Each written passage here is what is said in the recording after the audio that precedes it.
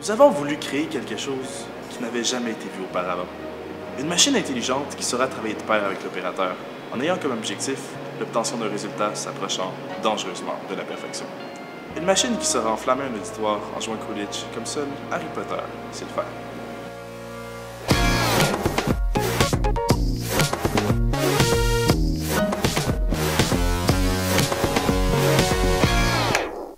L'équipe de la machine EPM a toujours véhiculé des valeurs telles que le respect, l'entraide et la débrouillardise.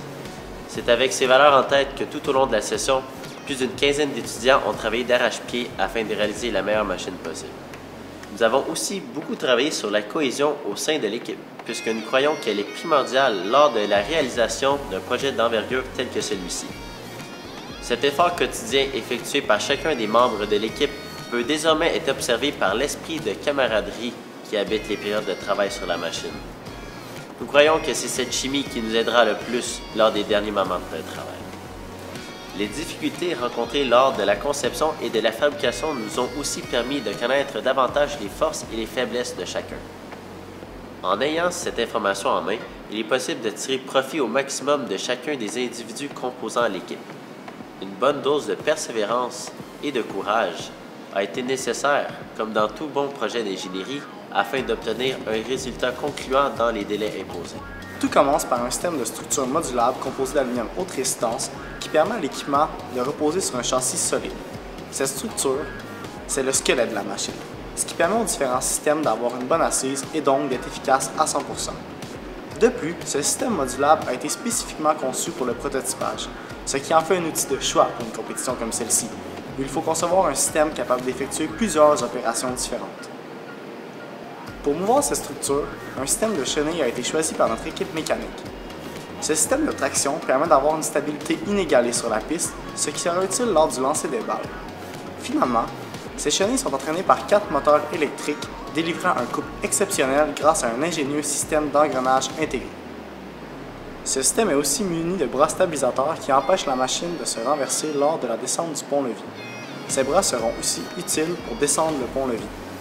Pour la récupération des balles, l'équipe mécanique a décidé d'opter pour un système de convoyeur et de roues d'alignement. Ce système prend une balle du sol et l'amène jusqu'aux roues de lancement en un temps record. Les roues d'alignement, qui tournent de sens opposé l'une par rapport à l'autre, acheminent les balles jusqu'au convoyeur grâce à des pièces de plastique malléables. Le convoyeur exerce alors une pression sur les balles, ce qui les monte jusqu'au lanceur. Le convoyeur peut d'ailleurs contenir jusqu'à 3 balles, ce qui est un net avantage sur le plan stratégique.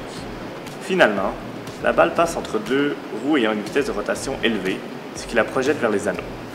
Les anneaux ayant une hauteur différente, l'équipe mécanique a décidé d'intégrer 2 systèmes de pignon crémaillère afin de faire varier l'angle du vecteur vitesse de la balle.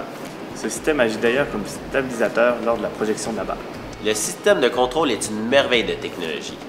Nous utilisons 2 contrôleurs afin de mouvoir notre robot. Le Raspberry Pi s'occupe de la télécommunication avec la station de commande et gère la caméra. L'Arduino, quant à lui, s'occupe des moteurs et des capteurs du robot. La communication entre le robot et la station de commande s'effectue avec du Wi-Fi 5 GHz. Cette bande, qui est beaucoup moins utilisée que le 2.4 GHz, nous permet de réduire à un minimum la perte d'informations due aux interférences. Cela rend notre connexion robuste et fiable. Du côté de la station de commande, nous utilisons des manettes de Xbox pour indiquer à la machine quelles actions effectuer. La première manette, celle du pilote principal, s'occupe du contrôle des mécanismes principaux de la machine. La deuxième manette appartient au copilote.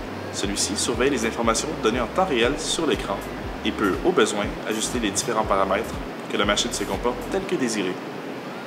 La visée de la machine est notre système le plus innovant. L'image, capturée par la caméra située à l'avant du robot, est retransmise jusqu'à l'écran situé dans la station de commande. Un réticule indique au pilote le point de visée actuel de la machine. Lorsqu'il vient le temps de tirer, le pilote bouge le robot de façon à aligner le réticule avec l'anneau, puis tire. De cette façon, nous optimisons le temps nécessaire pour tirer dans les anneaux. Grâce au travail acharné effectué au cours de cette session, la machine a atteint tous les objectifs fixés par notre équipe. L'innovation, le travail d'équipe et l'entraide ont tous porté fruit pour l'obtention d'un robot d'une complexité inégalée jusqu'à présent de la part de la machine EPM. Pour ces raisons, nous fondons de grands espoirs sur cette machine lors des Jeux de génie 2017.